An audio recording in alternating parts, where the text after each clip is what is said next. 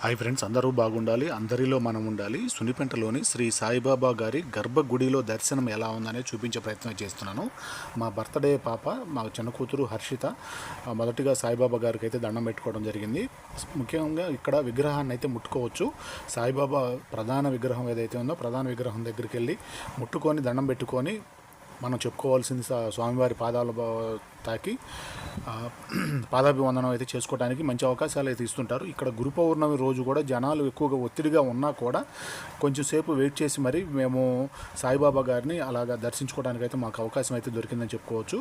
తర్వాత ప్రతిమ, నేను, తర్వాత అత్తయ్య వాళ్ళు అందరూ వచ్చిన ఫ్యామిలీ మెంబర్స్ అందరూ కూడా మామయ్య కొంచెం అక్కడ మెట్లు ఎక్కలేడు కాబట్టి కింద నుంచి దండం పెట్టుకున్నాడు.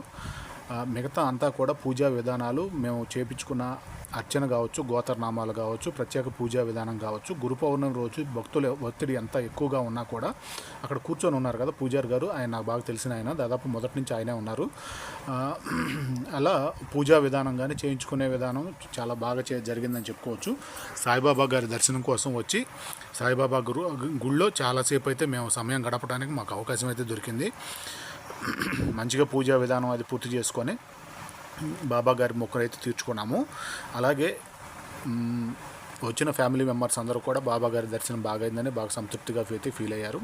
మేము పక్కన సాయిబాబా గారి పక్కన నుంచొని మేము ప్రతిమ, నేను కూడా ఫోటో అయితే దిగాము, కొంత వీడియో కూడా తీసుకున్నాము.